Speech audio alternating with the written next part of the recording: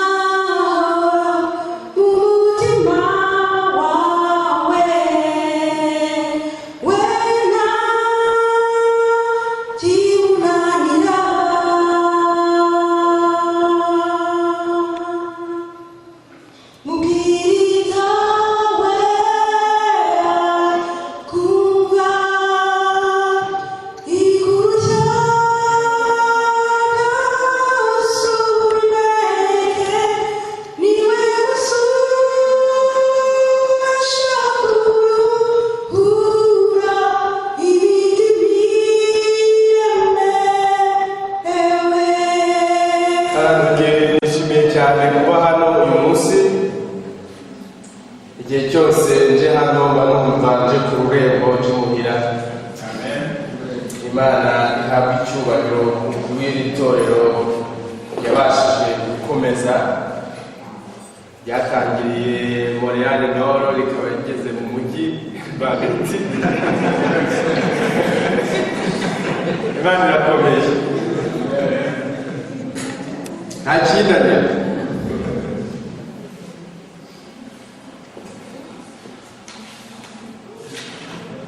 Hari umugabo umwe witwa Dick William Jr. ku itariki ya 26 z'ukwa 11 umwaka w'1944 yari atwaye indege y'abanyamerika. Yari umusirikari bariya bari mu kirere.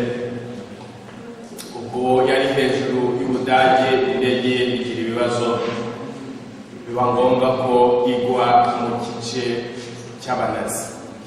Kugira ngo abanazi murabazi bahite, ubwo ngo aba muri village itari irimo abasirikari, ariko ngo akimara guparashuta ageze hasi ngo abantu bose bari bamubonye amanuka bahita baza bamusanga. Mu bantu baje bamwegera harimo ngo umugabo umwe wo muri ako gace ukari umusirikari ko ngo w'umunazi ukomeye cyane.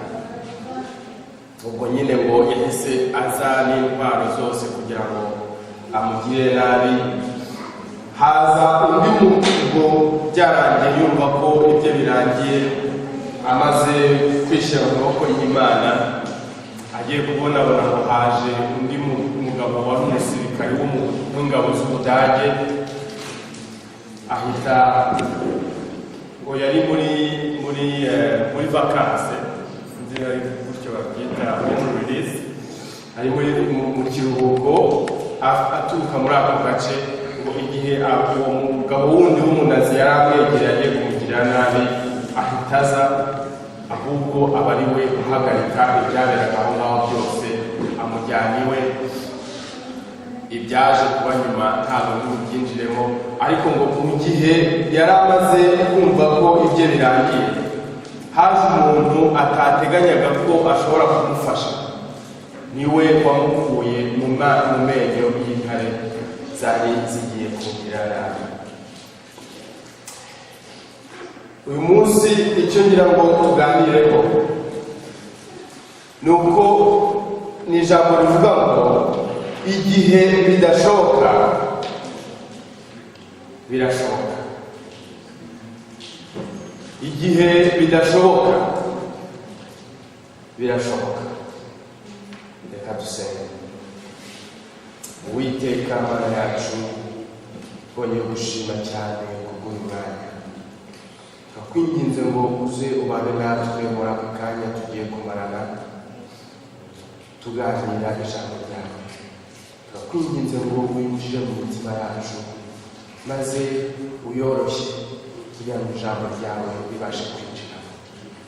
Woroshye Mana imitima yacu kugira ngo ibashe kwakira ijambo ryawe, tubashe kumva ko nta kikunanira, kuko uri Imana ihoraho kandi idahinduka. Mu izina rya Yesu.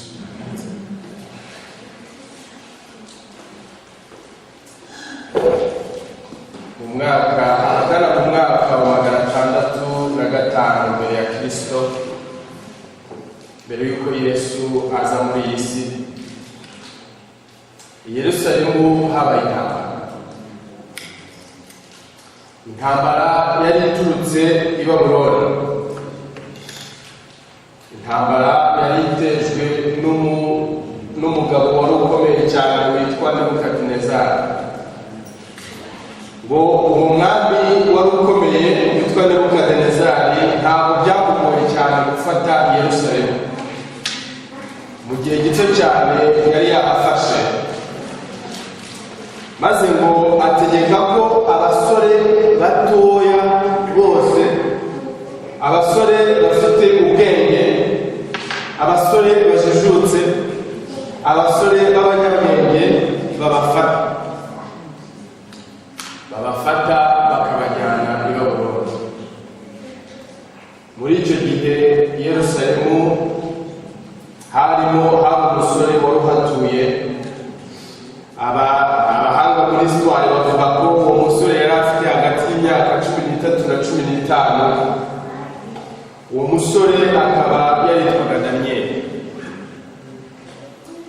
Ngo yari umusore mwiza, umusore ujijutse, umusore uzi ubwenge, umusore ubasha guhagarara akavuga, umusore ubasha kuririmba muri korali y'Imbaza. Maze ngo yari mu basore bafashe aho ngaho i Yerusalemu. Ababyeyi ndibwira ko murabyumva kuturusha, baje mu mudugudu mutuyemo, maze abasore bose bafite avenir, bafite ahazaza bakabafata. Twebwe hari tudafite abana ntabwo tubyumva, ariko baje bagafata abasore bose bari active muri Eglise, abasore bose bajya mu ishuri, abasore bose bafite projet, bati mubafate mubajyane ahantu utazongera kubabona. Ndibaza ko hari amarira menshi mu mujyi wa Yerusalemu, umujyi wari usigaye nta basore, umujyi wari usigayemo abasore bafite ibibazo gusa batabashaga kujyanwa i Babuloni. Maze ngo barabajyana. Ndibaza ko habaye, sinzi niba baragize n'amahirwe yo gusezera kuri abo basore, kuko hari mu gihe cy'intambara. Ntabwo bagize amahirwe, nta email zabagaho, nta Facebook zabagaho icyo gihe ngo bazajya bandikira ababyeyi babo, nta telefone icyo gihe zabagaho ngo bazongera guhamagara imuhira, nta n'indege zari zihari ngo bazamuka bagende cyangwa amagare y'umwotsi bafate basubire i Yerusalemu. No, bari bagiye burundu. Maze ngo bageze Babuloni, umwami aravuga ati abo basore mubagaburire, mubahe icyo kunywa, mubahe vino, mubigishe gutarama, mubigishe ubwenge bwose bw'i Babuloni, mubahe ibiryo bivuye ku meza y'umwami, mubigishe abaprofeseri bakomeye cyane b'i Babuloni babigisha histoire y'i Babuloni, abakonikoni babigisha iby'ubukonikoni, abasorosiye babigisha iby'ubusorosiye, abazi gutarama babigishe gutarama. Maze ngo harimo uwo musore witwa Daniel n'abandi batatu bari kumwe, baravuga bati ntabwo tuziyandurisha ibyo kurya bivuye ku meza y'umwami. Basore turi hano, iyo mugeze i Babuloni, iyo tugeze i Babuloni twitwara gute? Iyo tugezeyo bakatwereka ibiyiza by'i Babuloni, nguku uko i Babuloni barya, nguku uko i Babuloni twambara, nguku uko i Babuloni tuganira, nguku uko i Babuloni dutarama. Ese urahagarara nka Daniel ukavuga uti ngewe ntabwo nziyanurisha iby'i Babuloni, cyangwa duhita dusimbukiramo ubuzima bugakomeza? Hari abasore benshi cyane bari bavuye i Yerusalemu, ntabwo bari bane gusa.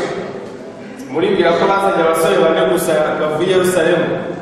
Hari abasore benshi cyane, ariko ngo Daniel na Mishaki na Sadaraki na Abedenego nibo bavuze ngo twebwe ntabwo tuziyandurisha iby'i Babuloni.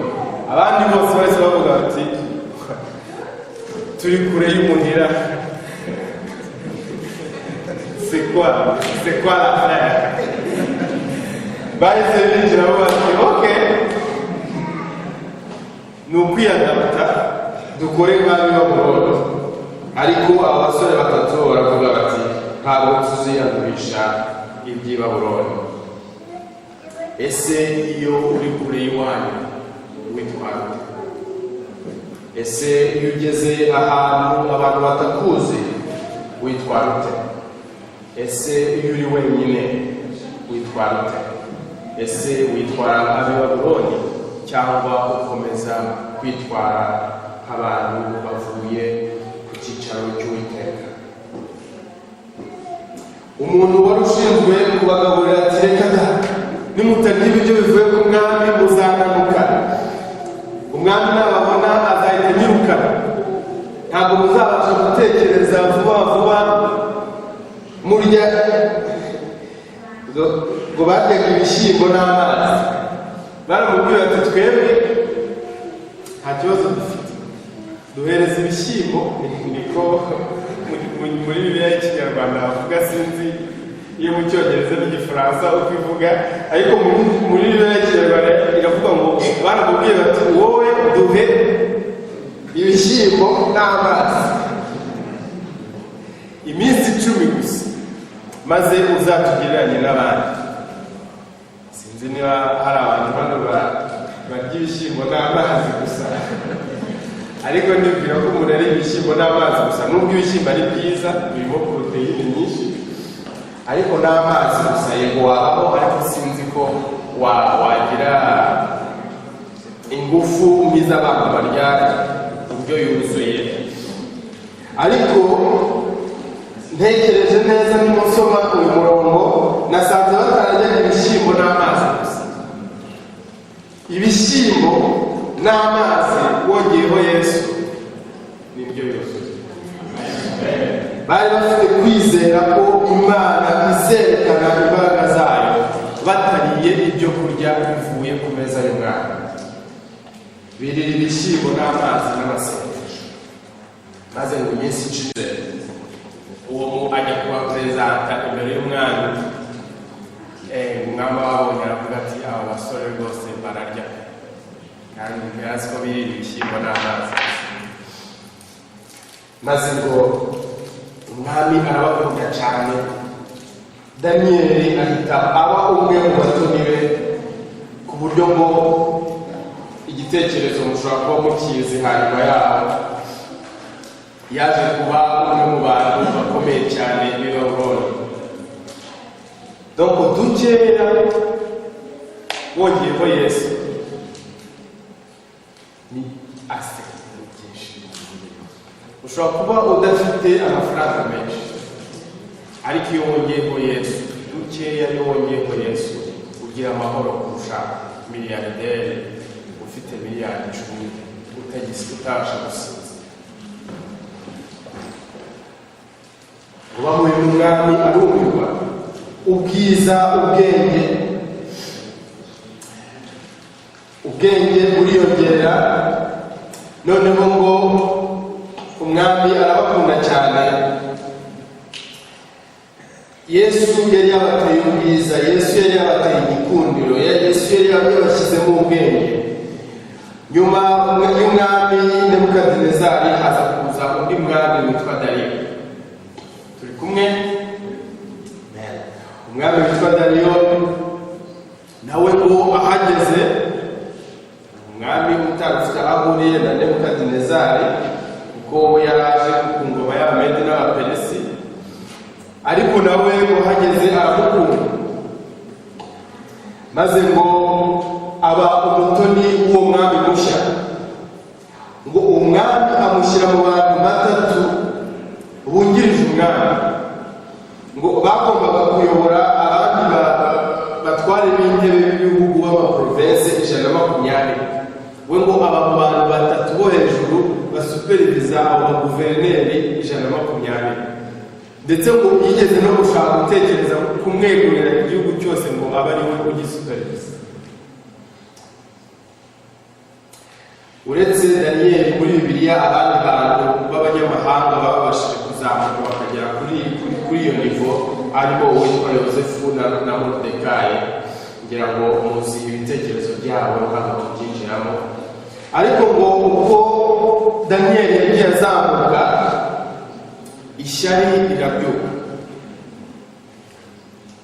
Abantu benshi bari mu buyobozi bw'icyo gihugu batangira kuvuga, uriya munyamahanga se, uriya musore w'umwana uvuye i Yerusalemu aradukomerana. ubwo ngo batangira kubyuka, batangira kugira inama hagati yabo, abo bantu bari bakomeye bo ku ngoma y'Abamedi n'Abaperesi, maze ngo baza kubona ikintu batigeraho Daniyeli. Dusomye muri Daniyeli igice cya 6 umurongo wa 7 turabonamo inama bagiriye umwana. Daniyeli igice cya 6 umurongo wa 7 ngo abatware bakomeye bo muri ubwo bwami n'ab'intebe n'ibisonga byabo n'abajyanama b'abanyamategeko bose bigira inama. Abadepite, abavoka, abameya bose ngo barakorana bashaka ikintu, bashaka barega Daniyeli, ariko ngo barakibura. Noneho bose bigiriye inama gushyiraho itegeko ry'umwami n'iteka rikomeye ngo mu minsi 30 umuntu wese uzagira icyo asaba Imana yose, cyangwa umuntu wese atari wowe asabye Nyagasani, azajugunywe hehe?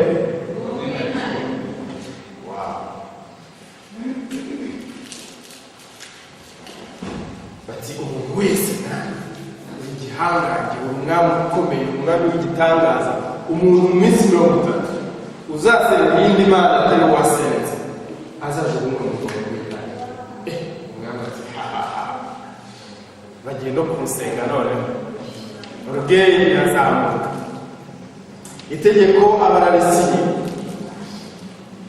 Ubwo umwami abasiga itegeko ry'uko mu minsi 30 nta wundi muntu bazasenga uretse umwami Dariyo. Ese iyo uri kumwe n'abagenzi bawe, inama mugira n'izihe? Ese iyo uri kumwe n'abagenzi bawe utanga inama ki? Ese utanga inama zo gufasha, cyangwa utanga inama zo gusenya? Utanga inama zo kunganira abandi, cyangwa utanga inama zo kubagambanira? Ese inama ugirwa wowe uzifata? Iyo uri ku kazi cyangwa ku ishuri cyangwa aho uri hose, abantu bakaza bakakugira inama, ese uzifata gute? Ese uba nk'umwami Dariyo ugahita wumva ari ibyo nyine, ugahita wambarika ugatangira kubikora, cyangwa urapfukama ukabanza kubaza Yesu?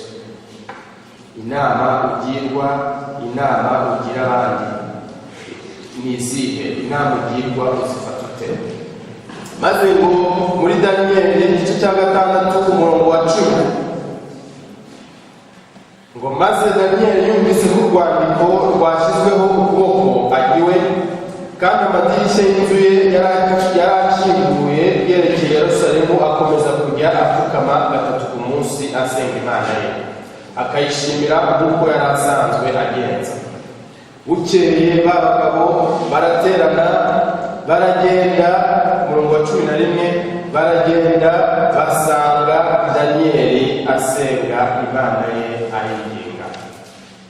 Daniyeli abarafashwe, baraza bavugira imbere y'umwami ibya rya tegeko rye bati, mbese hamwe Nyagasani ntiwashyizeho ukuboko ku rwandiko rw'iteka waciye ngo mu minsi 30 umuntu wese uzagira icyo asaba Imana yose, cyangwa umuntu wese atari wowe wasabye Nyagasani, ngo azajugunywe mu rwobo rw'intare?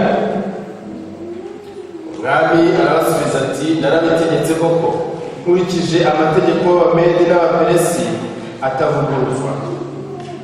Umurongo wa 13 baramusubiza bati, ariko Daniyeli we wo mu banyagano b'Abayuda ntakwitayeho Nyagasani cyangwa iteka washyizeho ukuboko, ahubwo ajya asenga 3 ku munsi.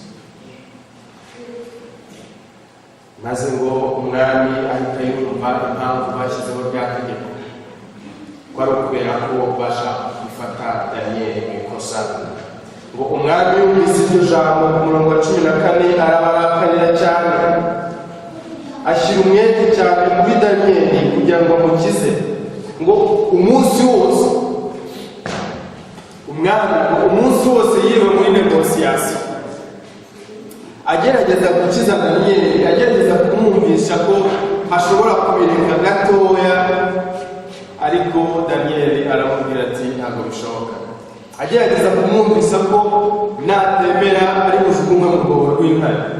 Daniyeli ati ntabwo bishoboka. Umwami ngo akora ibishoboka byose, ariko ngo itegeko ry'Abamedi n'Abaperesiya ryabaga ryashyizweho umukono n'umwami ntabwo ryabashaga. Maze ku murongo wa 16 nuko umwami arategeka bajya kuzana Daniyeli, bamujugunya mu rwobo rw'intare. Umwami ategeka ko Daniyeli bamujugunya mu rwobo rw'intare, ariko umwami ngo aramubwira ati Imana yawe ukorera iteka iragukiza. Uyu ni nde wabimubwiye? Ni pasiteri, n'undi muhanuzi. Umwami Dariyo wari warategetse ko bamusenga iminsi 30, utarizeraga Imana y'Abayahudi, aramubwira ati Imana yawe nkurikije ukuntu unyizi, nkurikije ibyo numvise yakoreye bagenzi bawe mu itanura ry'umuriro, ibasha kugukiza. Ubwo ngubwo umwami ngo arataha. Sinzi, ndibwira ko Daniyeli yari afite inshuti nyinshi kuko yari umuntu ukomeye, kandi yari afite bene wabo b'Abayahudi bavanye i Yerusalemu. Ndibwira ko bose batashye bakonje bumvise iyo nkuru ko Daniyeli bamujugunye mu rwobo rw'intare.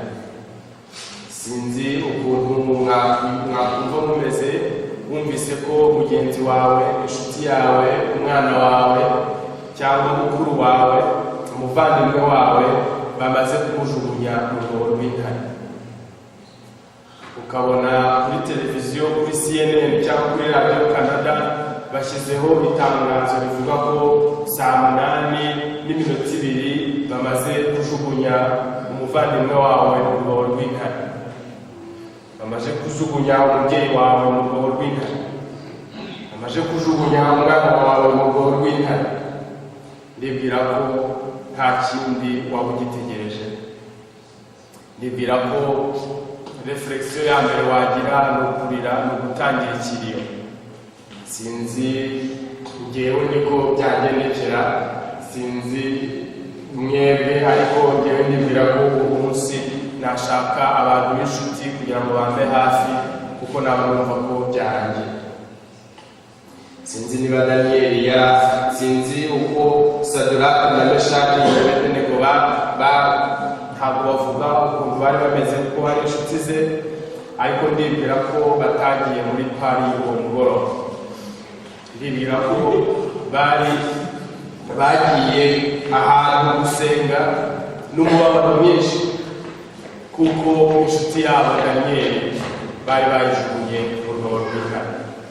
Nkurikije ibyo nsoma hano muri Bibiliya, bishobora kuba byari nimugoroba, kubera ko umunsi wose umwami yiriwe anegose agira ngo arebe ko Daniyeli yahindura ibitekerezo bye akemera kudasenga iyo Mana, ngo kugeza aho bwije nimugoroba umwami afatira icyemezo cy'uko bamujugunya mu rwobo rw'intare. Donc Daniyeli yari agiye kumara ijoro cyangwa kurangiriza ubuzima bwe mu rwobo rw'intare. Ubwo abantu benshi batangira ikiriyo, umwami asubira iwe, abarira ku bantu benshi byari byarangiye. Abatangira gukora kwishima, abandi bari bamugambaniye ngo bamujugunye mu rwobo rw'intare, ubwo nabo barishima batangira ibirori byabo. Bavandimwe, ndagira ngo mbabwire ko hari igihe ubona byarangiye. sinzi niba mwarigeze mugera mu bihe mwumva ibyanyu byarangiye, mubona nta espoir n'imwe isigaye imbere yanyu, mubona iminsi y'ubuzima bwanyu igeze ku iherezo, utabona mu minota 5 isigaye ukuri bugende izaza ukuri bugende, udashobora kwicara uvuge ngo ejo nzajya ahangaha kubera ko ubona ibintu byarangiye, utabona future yo mu isaha iri gukurikireho, wibaza ko ibyawe byarangiye, kwiheba kwaguteye, amarira yatangiye kugwa cyangwa se yaguye yashize, ijoro ubona ritari muke, wibaza ko nta kindi gisigaye.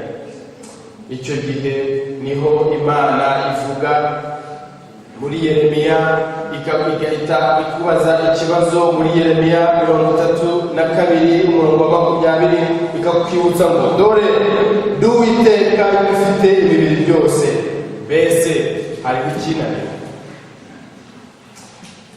Abantu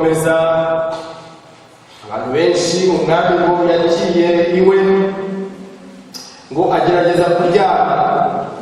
Muri Bibiliya haravuga ngo ijoro ryose yarasinziriye. Abantu ko badasubizana, ijoro ryose ngo umwami yarasinziriye ari kubona. Ngo yaraye amaso akanuye kugeza mu gitondo, ngo kare mu gitondo umwami akora igikorwa kidasanzwe. Aha hantu sinzi abantu benshi ntabwo bakunze kuhatira, ariko ngo kare mu gitondo umwami ngo arazinduka,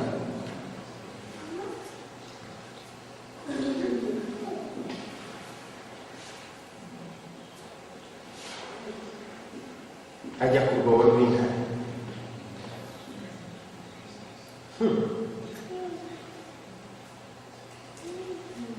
Ntabwo yagiye gukuraho ngo arebe ibisigazwa bya Daniyeli, ndibwira ko ariyo reflexion nagira. Yaraye ndebye mu makuru k'umuntu bareba mujugunye mu rwobo rw'intare saa 12 za nimugoroba, saa 12 za mu gitondo. Nagenda nyine numva ko byarangiye, ari ukujya kohereza abapolisi cyangwa abantu bajya gukora investigation. Ariko umwami wo ngo yageze hafi y'urwobo rw'intare, atangira kugira ate guhamagara. Wahamagara umuntu wawe mu rwobo rw'intare, umuntu wawe mu rwobo rw'intare ugiye kumuhamagara ngo Daniyeli.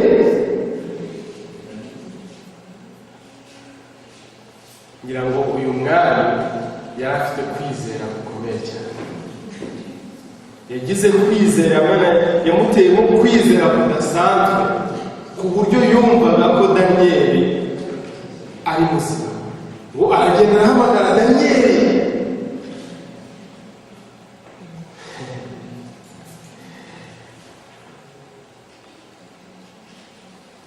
Ese iyo ubonye umuntu uri mu rwobo rw'intare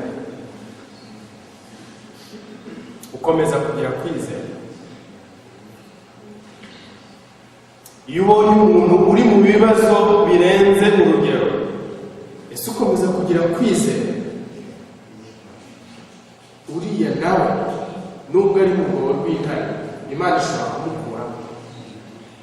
Ese umeze nk'uyu mwami Dariyo ubwo yari amaze gutegeka Daniyeli bakujugunye mu rwobo rw'intare, ariko sinzi niba yabivuze cyane cyangwa yaragiye kumwongorera, ariko yahise amubwira ati Daniyeli, y'Imana ukore ndabizi ibasha kugukura mu menyo y'intare.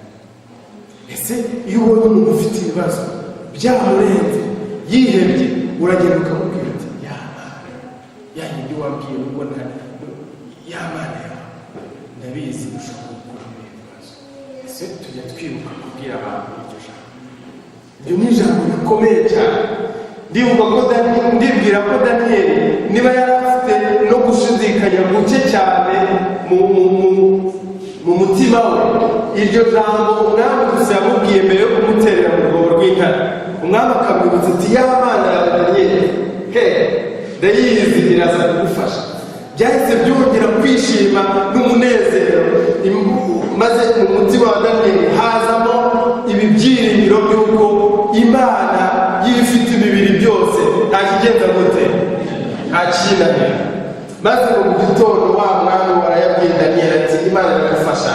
Azinduka ajya guhamagara, maze ngo ku murongo wa 21 umwami ahageze ati Daniyeli, Daniyeli. Maze ngo umwami agiye kumva, sinzi niba Daniyeli yari yisinziriye kuko ngo hari kare cyane, wasanga yari yisinziriye nko mu bwoya bw'intare.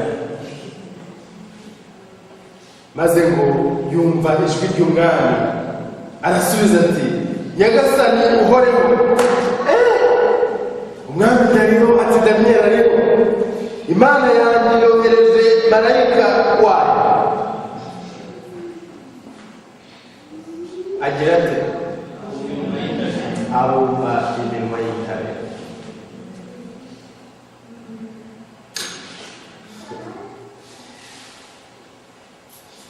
Iyo umuntu ahamagaye kuri telefone akenshi mu gifaransa uravuga ngo iyo ari nimugoroba saa 4 z'ijoro uramubwira ngo bonne nuit. Mu cyongereza uramubwira ngo good night. Daniel had a good night in the lion's den. Daniel a eu une super bonne nuit dans la fosse. C'est incroyable. Benshi barara mu mameshe za Westmount na za Outremont na za qui passe des super mauvaise nuit. Badasinzi. Ariko Daniyeli mu rwobo rw'intare yagize ijoro ryiza. Umwami muri mesheriye yarayasinziriye. Muri pale royal umwami yarayakanuye. Daniyeli mu rwobo rw'intare yagize ati asinziriye. Hallelujah. He had a good night in the lion's den. C'est incroyable. Yesu ashobora kuguha ijoro ryiza mu rwobo rw'intare. Yesu ashobora kuguha ijoro ryiza nubwo waba utari miliyoneri. Yesu ashobora kuguha ijoro ryiza nubwo waba udafite ibyo wifuza byose. Yesu aha Daniyeli ijoro ryiza mu rwobo rw'intare. Daniyeli ati waramutse. Naraye sinzira rwose, ibintu byari super. Intare ziri hano ntabwo zisanzwe. Ils sont plus gentils que mes collègues.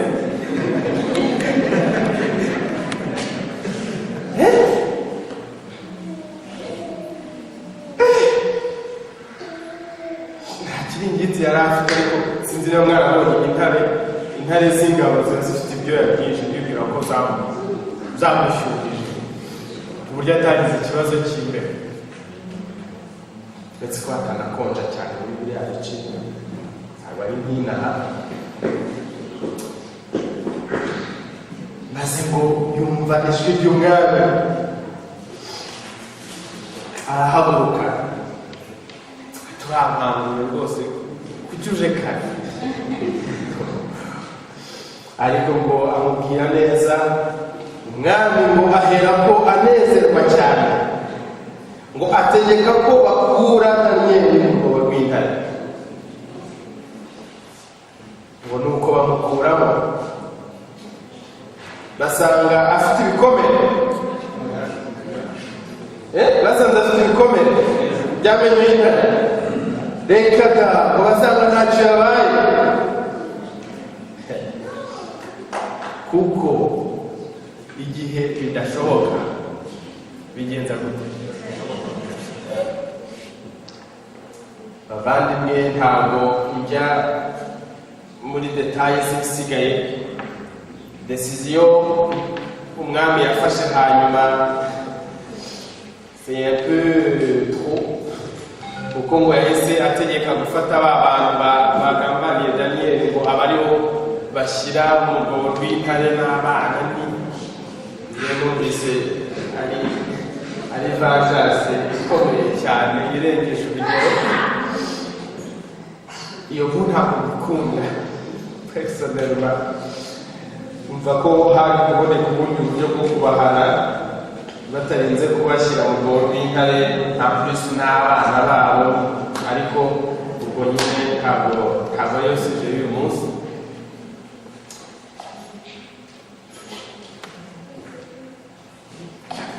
Nagira ngo twibaze mu buzima bwacu igihe twagiye tunyura mu bibazo, igihe wagiye unyura mu bintu bikomeye, ese wibuka ko Imana itakinanira?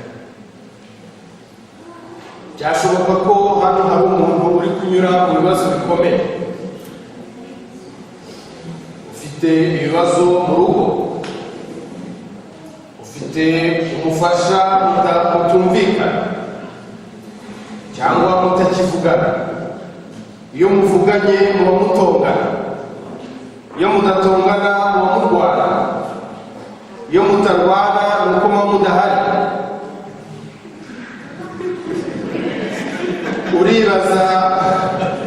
uribaza ukuntu Imana yagufasha muri ibyo bibazo. Ibuka ko Daniyeli yari mu rwobo rw'intare, ariko Imana yamukuyeho. Imana ishobora kugusohora, ishobora gusohora umuryango wawe muri iyo situation uyu munsi. Ibasha guhindura ibintu, ibasha gufunga iyo minwa y'intare, izo shikane ikazikiza, izo ngwano ikazikiza, maze Imana igahindura urugo rwawe paradiso. Ufite abana bakugoye, hari igihe inaha abana bagira rebels iyo bageze mu myaka bita adolescence. Hari abana bagira crise d'adolescence iri supérieure y'abana ya moyenne des adolescents. Ugasanga kubafasha biragoranye cyane, ugasanga mu rugo biteje ibibazo by'ubwoko bwose. Igihe wumva byakunaniye, discipline ushyizeho ahubwo ikarushaho kugira ibintu pire. Wibaza warashatse abakansoringi kugira ngo ufashe ukuntu wafashe uwo mwana ariko kuyobera. Ujye wicara wibuka ko ngo hari Imana ibifite imibiri byose, kandi ngo ntakigenza gute, ntakinanira. Igihe ushaka akazi wakabuze, usigaye ufite ibibazo byo kubasha kugaburira umuryango wawe, uri kureba muri firigo ukibaza uko ejo bizamera. Hari igihe tugira ngo muri ibi bihugu ntabwo bibaho. Hari ahantu ujya gusura rwose ugasanga, cyangwa wohereza uko nk'abariya abakozi bashinzwe ibya sosiyale bakajya gusura nko mu nzu y'umuntu bagasanga firigo ni vide, za armoire ni vide, kandi urugo rurimo abana bane. Kenshi haba harimo n'ibindi bibazo nyine, haba harimo ibibazo by'ubukene, harimo n'ibindi bibazo bindi, ariko waba wenda ufite ibibazo nk'ibyo wibaza uko ejo hazamera, wumva umeze nk'uri muri urwo rwobo rw'intare. ndagira ngo nkubwire ko Yesu abasha kuguha akazi, Yesu abasha kukubonera akazi, Yesu abasha kuguha amafaranga ukeneye kugira ngo ubaho. Hari umubwiriza umwe wavuze ngo ngewe nkorera Imana and he pays me every day. Ngo ampemba buri munsi, ngo it's not always money, ngo buri gihe ntabwo ari amafaranga, but it's satisfaction, ahubwo ni ukunyurwa. It's not always, it may not be a Mercedes, ishobora kuba atari Mercedes, but it's always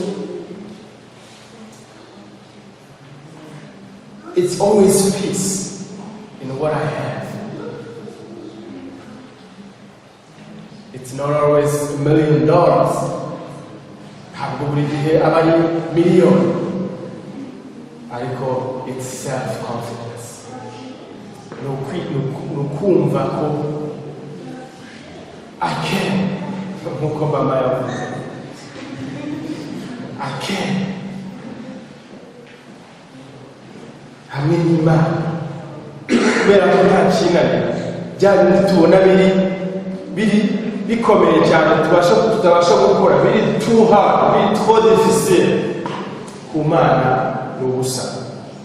Waba se ukiri mutoya ufite ibibazo by'amasomo, abanyeshuri benshi bafite ibibazo by'amasomo, hari abajya muri depression, hari abiyahura kubera ibibazo by'amasomo, yaragerageje gutsinda byamunaniye, atabazi uburyo yorganiza igihe cye kugira ngo abashe kubona amanota meza, abashe gukomeza.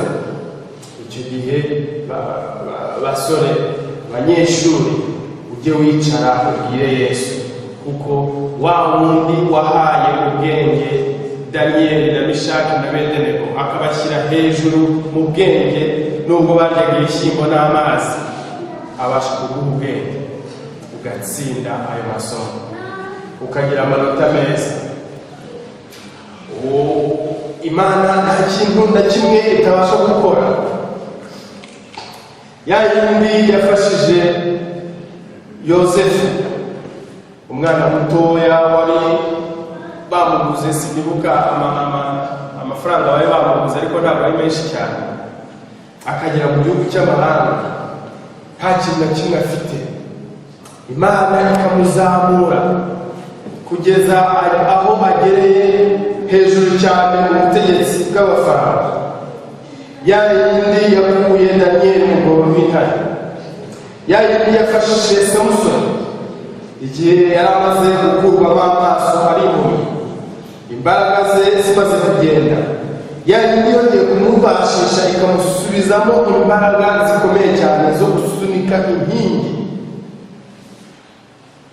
Ya yindi yafashije Aburahamu na Sara kubyara, igihe cyo kubyara cyararenze, muri menopause, byarabananiye, baragerageje kubyara byarabananiye, bamaze gusaza, Imana ikaza igakora ibitangaza, Aburahamu na Sara bakabyara. Ya yindi yafashije Davidi gutsinda Goliyati w'igihangange wari wananiye abantu bose, ibasha kugufasha uyu munsi. Zana ibintu byose wumva ushaka gukora, amashuri ubasha kuyiga, tu es capable, wigira ubwoba, bwira Yesu uti ngwino gusa, ndakuzi, kandi nubona nawe mugenzi wawe ufite ibibazo, wibaze niba ubasha kubikorera, ube nka Daniyeli umubwira uti ya Mana twaririmbye ku Isabato muri korali, ibasha kugufasha. Ibibazo byose waba ufite muri ubu buzima, ubizane ubishyire ku birenge bya Yesu, ubizane ubyereke Yesu, ubimwereke nka Daniyeli ufite kwizera kutajegajega, kuko iyo Mana y'ibifite ibintu byose nta kinanira. Niyo masengesho y'uyu munsi mu izina rya Yesu.